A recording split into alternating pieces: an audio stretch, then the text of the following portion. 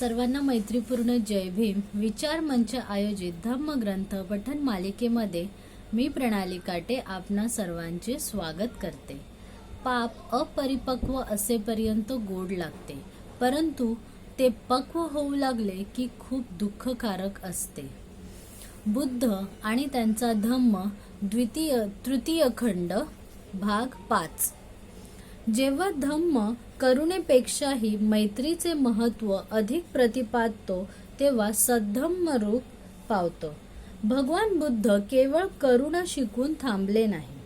करुणा म्हणजे मानव प्राण्यांसंबंधी दया. भगवान बुद्धाने या पलीकडे जाऊन मैत्री शिकवली. मैत्री म्हणजे अखिल जीवजाती संबंधी प्रेम. केवळ करुणेपर्यंत जाऊन न थांबता पुढे जाऊन अखिल जीवजातीवर प्रेम केले पाहिजे, अशी बुद्धाची शिकवण आहे. श्रावस्ती येथे राहत असताना एका सूत्रात भगवान बुद्धांनी हे चांगल्या प्रकारे स्पष्ट केले आहे. मैत्री संबंधी बोलताना भगवान बुद्ध भिक्खूंना म्हणतात, समजा मनुष्य एक विहीर खणतो आहे.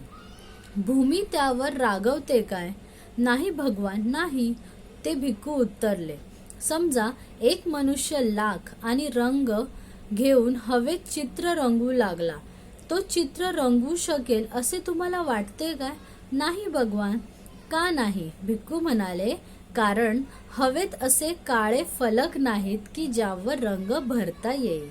त्याप्रमाणेच तुमच्या मनातही काळे किलशमिश असता कामा नये, कारण किलशमी ही दुर्विचाराचीच प्रतिबिंबे असतात. समजा एखादा मनुष्य हातात पेटती मशाल घेऊन गंगेला आग लावण्यासाठी निघाला, तर त्याला आग लावता येईल काय?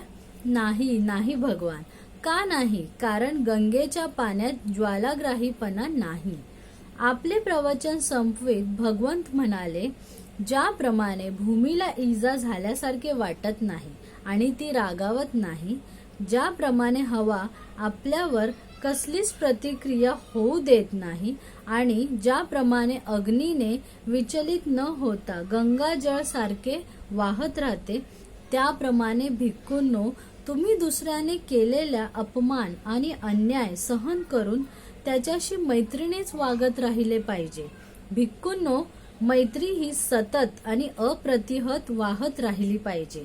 आपले मन पृथ्वीसारखे खंबीर, हवेसारखे विमल आणि गंगेसारखे गंभीर ठेवणे हे तुमचे पवित्र कर्तव्य आहे. असे जर तुम्ही कराल तर कधीही कितीही दुःसह गोष्ट घडली तरी तुम्ही सहसा विचलित होणार नाही, कारण जे कोणी उपद्रव देतात ते शेवटी दमून जातं. तुमच्या मैत्रीचा परिसर विश्वासासारखा अमर्याद असावा. तुमचे विचार भव्य आणि अपार असावेत आणि त्यात द्वेषाचा लवलेश नसावा. माझ्या धम्मानुसार केवळ करुणेने वागणे हे पुरेसे नाही, त्यात मैत्रीने वागणे आवश्यक आहे. या प्रवचनात भगवंतांनी भिक्खूंना एक कथा सांगितली, ती स्मरणीय आहे. पूर्वी एकदा श्रावस्ती नगरात विदेशिका नावाची एक कलिंग स्त्री राहत होती. ती सभ्यता, लीनता आणि सौम्यता या गुणांबद्दल प्रसिद्ध होती. तिची एक मोलकरीण होती. तिचे नाव काली. मोठी, चालाक, सकाळी लवकर उठणारी आणि कामसू अशी मुलगी होती ती. कालीने स्वतःशी विचार केला, माझ्या मालकिनीची ख्याती आहे की तिला क्रोध असा येतच नाही, किंवा तो ती प्रकट करीत नाही, किंवा कदाचित मी आपले काम इतके चोखपणे बजावते म्हणून तिचा क्रोध अप्रकट राहत असावा. मी तिला कसोटी लावून पाहते. म्हणून ती दुसऱ्या दिवशी उशिरा उठली.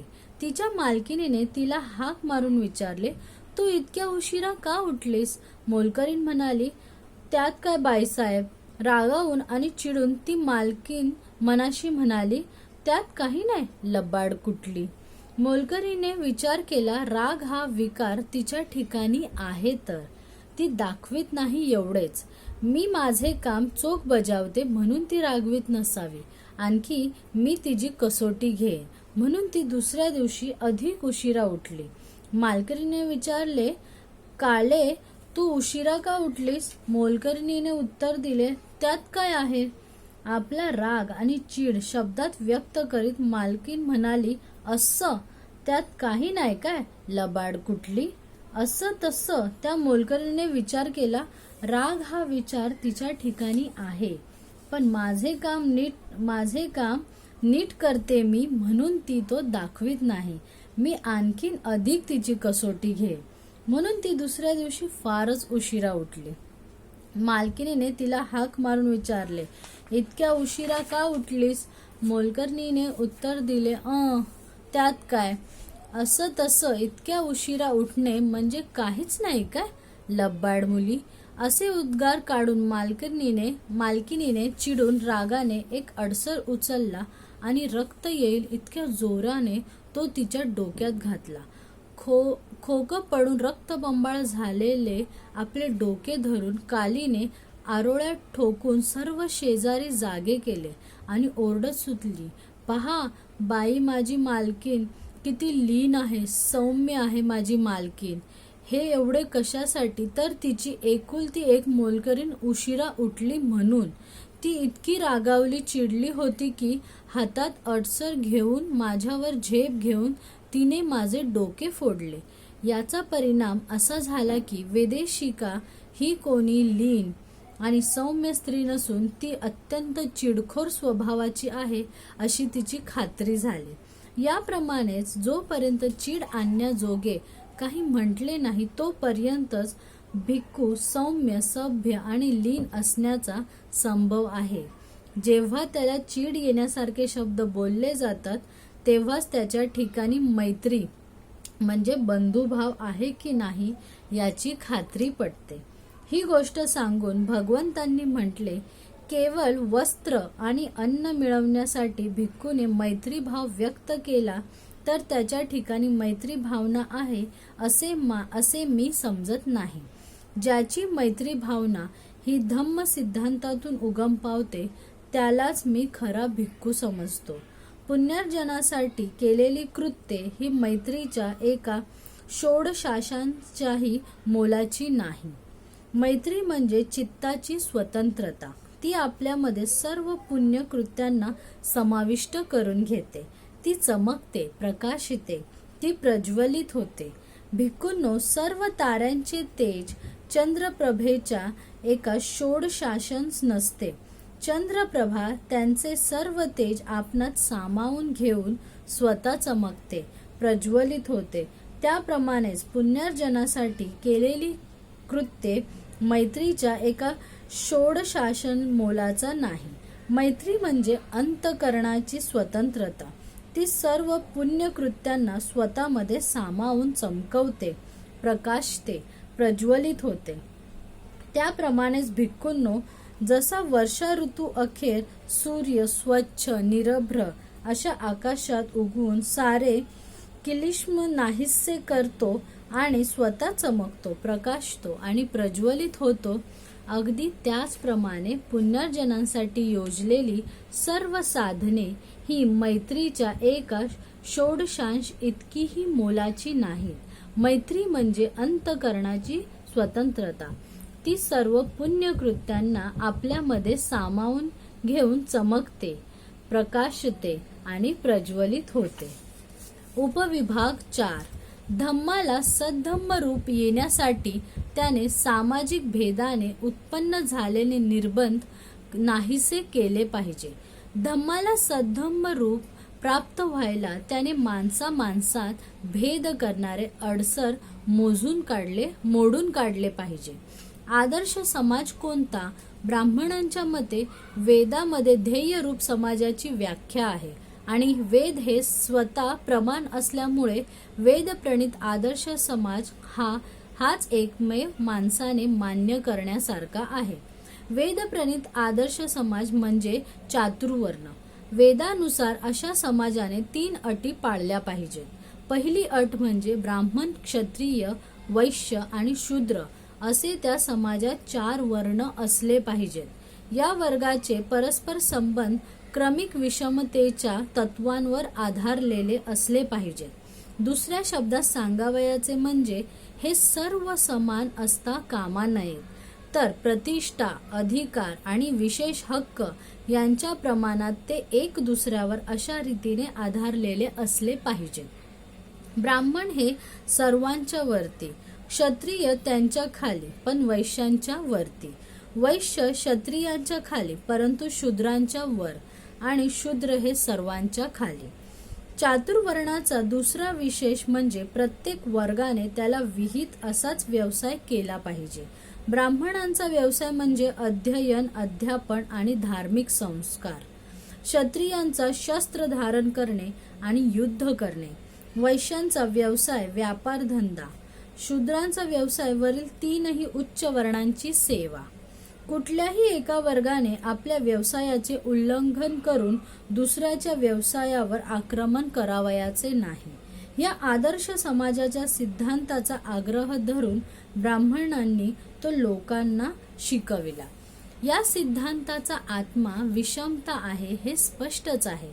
ही सामाजिक विषमता ऐतिहासिक विकासामुळे आली नसून ती ब्राह्मणी धर्माचा शास्त्रसंमत सिद्धांत आहे. भगवान बुद्धाचा या सिद्धांताला प्रखर विरोध होता. तो जाती संस्थेचा सर्वश्रेष्ठ विरोधक असून समतेचा सर्वात पहिला आणि अत्यंत खंबीर असा समर्थक होता. जाती आणि विषमता यांच्याशी संलग्न असा एकही विचार नाही की ज्याचे त्याने खंडन केलेले नाही. या मुद्द्यावर भगवान बुद्धाला ब्राह्मणांनी पुष्कळच आव्हान दिले, परंतु बुद्धाने त्या सर्वांना पूर्णपणे गप्प बसविले. अश्वलायन सुक्तात एक कथा आली होती. एकदा ब्राह्मणांनी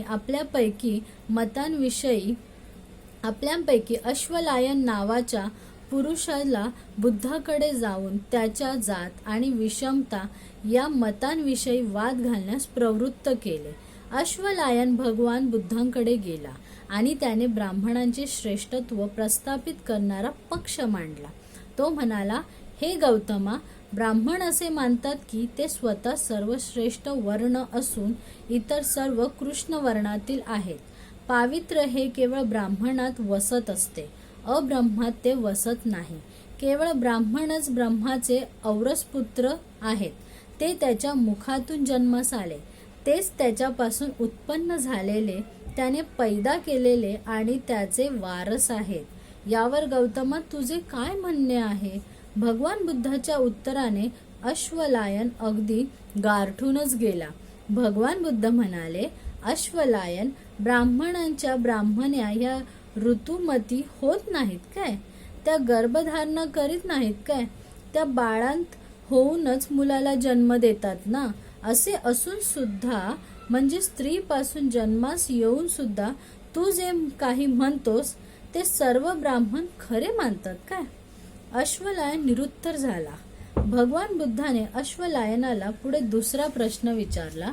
अश्वलायना, समज एखाद्या क्षत्रियाने ब्राह्मण स्त्रीशी संभोग केला तर काय जन्माला येईल? चतुष्पाद प्राणी येईल की मनुष्य प्राणी? अश्वलायनाचे काहीच उत्तर दिले नाही. नैतिक विकासाच्या शक्यतेसंबंधी बोलायचे तर या देशात केवळ ब्राह्मणांच्याच अंतःकरणात द्वेष आणि दुरिच्छा यांपासून दूर असलेली प्रेम भावना उत्पन्न होईल की इतर वर्णीयांच्या हृदयात ती उत्पन्न होईल? अश्वलायन म्हणाला, चारही वर्णांच्या अंतःकरणात प्रेम भावना उत्पन्न होऊ शकतात.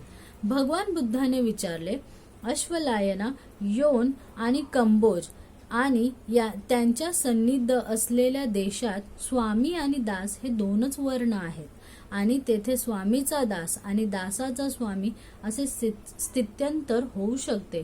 हे तू ऐकले आहेस काय? अश्वलायनाने उत्तर दिले, होय, मी ऐकले आहे. तुमचे चातुर्वर्ण ही आदर्श समाज रचना असेल तर ती सर्व देशात का आढळत नाही? या कोणत्याही मुद्द्यावर अश्वलायनाला जाती आणि विषमता यांविषयीच्या आपल्या सिद्धांताचे समर्थन करता येईना. तो पूर्णपणे निरुत्तर झाला आणि शेवटी त्याने भगवान बुद्धाचे अनुयायित्व पत्करले. वसिष्ठ नावाच्या एका ब्राह्मणाने बुद्ध धर्म स्वीकारलेला होता. ब्राह्मण त्याच्या या धर्मांतराबद्दल त्याला शिवीगाळ करीत असे. एके दिवशी तो भगवान बुद्धाकडे गेला आणि ब्राह्मण त्याला काय म्हणत असतात हे त्याने बुद्धाकडे कथन केले. वसिष्ठ म्हणाला, भगवान ब्राह्मण म्हणतात की ब्राह्मण हा समाजातील सर्वात उच्च थरातील असून इतर सर्व वर्ण नीच थरातील आहेत. ब्राह्मण फक्त शुक्ल वर्ण आहे, इतरांचे वर्ण कृष्ण आहेत. फक्त ब्राह्मण हे शुद्ध वंशातील आहेत, अब्राह्मण शुद्ध वंशातील नाहीत. फक्त ब्राह्मणच ब्रह्माचे खरेखुरे औरस पुत्र आहेत. ते त्याच्या मुखातून जन्मले आहेत. तेच त्यांच्यापासून उत्पन्न झालेले, त्याने पैदा केलेले त्यांचे वारस पुत्र आहेत. आणि तू तर आपला अभिजात वर्गाचा त्याग करून त्या नीच वर्गाच्या शिरमुंड्या भिक्खूंच्या, त्या असंस्कृत श्रीमंतांच्या, त्या कृष्ण वर्णाच्या ब्रह्माच्या पायापासून जन्मलेल्या लोकांच्या वंशजाळ सामील झाला आहेस. हे चांगले नाही, हे काही उचित नव्हे. आपला अभिजात वर्ग सोडून त्या नीच शिरमुंड्या कृष्णवर्णीय गावंढळ आणि आमच्या पूर्वजांच्या टाचेपासून निर्माण झालेल्या लोकात सामील झाला आहेस. भगवान या शब्दांनी ते ब्राह्मण मला दोष देतात, शेलक्या बेछूट शिव्या मला घालतात. यावर बुद्ध म्हणाले, वसिष्ठा, खरोखर ब्राह्मण जेव्हा असे बोलतात तेव्हा ते आपली प्राचीन परंपरा विसरलेले दिसतात. इतर वर्गातील स्त्रियांप्रमाणे ब्राह्मणीही गर्भार राहतात, प्रसवतात, आपल्या अर्भकांचे संगोपन करतात. तथापि हे गर्भजात ब्राह्मण मात्र आपण ब्रह्माच्या मुखातून जन्माला आलेली खरी मुले, त्यांच्यापासून उत्पन्न झालेले, त्याने पैदा केलेले, त्याचे खरे वारसपुत्र म्हणून स्वतःला म्हणवून घेतात. यामुळे ते ब्रह्माची नालस्ती मात्र करतात. एकदा येसुकारणी हा ब्राह्मण भगवान बुद्धाजवळ 3 प्रश्नांवर वाद करण्यासाठी गेला. त्याने पहिला प्रश्न जो मांडला तो म्हणजे कर्माची शाश्वत विभागणी. या पद्धतीच्या समर्थनात तो म्हणाला, मी तुला एक प्रश्न विचारण्यासाठी आलो आहे. ब्राह्मण म्हणतात ते सर्वांहून श्रेष्ठ असल्यामुळे ते कोणाची सेवा करणार नाही. इतर सर्व वर्ण सेवा करण्यासाठी जन्मास आले आहेत. हे गौतमा, सेवा ही 4 वर्णात विभागलेली आहे. ब्राह्मणांची सेवा, क्षत्रियांची सेवा, वैश्यांची सेवा आणि शूद्रांची सेवा. शूद्रांची सेवा दुसरा शूद्रच करणार, दुसरे कोणी करणार नाही. भगवान बुद्धाने त्याच्या प्रश्नाला एक प्रश्न विचारून उत्तर दिले. ब्राह्मणांनी केलेली ही सेवेची चतुर्विध विभागणी सर्व जगात मान्य आहे का? माझ्या संबंधी विचारशील तर मी सर्व सेवा धंदा करायची किंवा न करावयाची यांपैकी कशाचाच आग्रह धरीत नाही. सेवेचा परिणाम आपणाला वाईट बनविण्यात होत असेल आणि चांगले बनविण्यात होत नसेल तर ती सेवा करू नये. परंतु जर त्या सेवेने मनुष्य चांगला होत असेल, वाईट होत नसेल तर ती सेवा करावी. क्षत्रियाचे, ब्राह्मणाचे, वैश्याचे अथवा शूद्राचे वर्तन या मार्गदर्शक तत्वानुसार झाले पाहिजे. ज्या सेवेने व्यक्तीला वाईटपणा येतो ती सेवा तिने नाकारली पाहिजे. जिच्या योगे ती व्यक्ती अधिक चांगली होते तेवढीच सेवा तिने केली पाहिजे. येसुकारीने दुसरा प्रश्न विचारला, माणसाचा सामाजिक दर्जा ठरविताना त्याचा वंश आणि कुळ यांवर का ठरवू नये? या प्रश्नाला भगवान बुद्धाने उत्तर दिले, वंश परंपरेच्या अभिमानावरून माणूस ज्या घरात जन्माला येतो त्याचा नामनिर्देश केला जातो. ज्या पदार्थापासून अग्नी पेटवला जातो त्या पदार्थावरून तो ओंडक्याचा अग्नी आहे की ढलप्याचा अग्नी आहे, काट्याकुट्याचा अग्नी आहे की शेणीचा अग्नी आहे हे ठरविले जाते. त्याप्रमाणेच धम्माचा उदात्त सिद्धांत हा प्रत्येक माणसाच्या खऱ्या संपदेचे उगमस्थान आहे. जन्मावरून माणूस कोणत्या वर्गात जन्मास आला याचा फक्त नामनिर्देश होतो. कुळावरून माणसाचा चांगुलपणा किंवा वाईटपणा ठरत नाही. तीच गोष्ट स्वरूप व संपत्तीची आहे. कारण तुला असे आढळून येईल की थोर कुळात जन्माला आलेला मनुष्य हाही कधी कधी खुनी, चोर, व्यभिचारी, खोटे बोलणारा, निंदक, शिवीगाळ करणारा, बडबड करणारा, लोभी, दीर्घद्वेषी अथवा चुकीची मते असलेला आढळेल. म्हणून मी म्हणतो की जन्म थोर कुळात झाला म्हणून मनुष्य सत्पुरुष होत नाही. त्याप्रमाणेच थोर कुळात जन्माला आलेला पुरुष ह्या दुर्गुणांपासून अलिप्त असलेलाही आढळेल. म्हणून मी म्हणतो कुळामुळे मनुष्य वाईट होतो असेही नाही. येशू कार्णीने जो तिसरा प्रश्न विचारला तो वर्णप्राप्त कर्मानुसार उपजीविकेचा. येशू कार्णीने तथागतांना म्हणाला, ब्राह्मण उपजीविकेच्या साधनाचे 4 प्रकार मानतात. दानापासून ब्राह्मणांची उपजीविका, क्षत्रियांची धनुष्यबाणापासून, कृषी आणि पशुपालनापासून वैश्यांची आणि खांद्यावर धान्याची कावड वाहून नेण्याने शूद्रांची. जर या 4पैकी कोणाही एकाने आपला व्यवसाय सोडून दुसऱ्याचा व्यवसाय स्वीकारला तर त्याने जे करू नये ते केल्यासारखे होते. असे करणे म्हणजे रक्षकाने परक्याच्या धनाचा अपहार करण्यासारखे आहे. यावर श्रमण गौतमाचे मत काय आहे? ब्राह्मणांचे हे वर्गीकरण सर्व जगास मान्य आहे काय? बुद्धाने विचारले. येशू कार्णीने उत्तर दिले, नाही. वसिष्ठाला भगवान बुद्धाने सांगितले, उच्च कुळात जन्म घेण्यापेक्षा जीवनात उच्च आदर्श असणे हे महत्वाचे आहे. जाती, विषमता, उच्चता, कनिष्ठता हे भेदभाव असू शकत नाही. सर्व सारखेच आहेत असा भगवान बुद्धांचा उपदेश होता.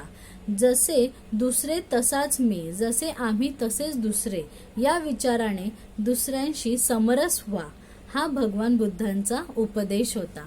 आजच्या भागामध्ये आपण इथेच थांबत आहोत. आपणाला विचार मंचाला काही सजेशन द्यायचे असतील तर आपण कृपा करून ते कमेंट बॉक्समध्ये मेन्शन करा. नमो बुद्धाय. जय भीम.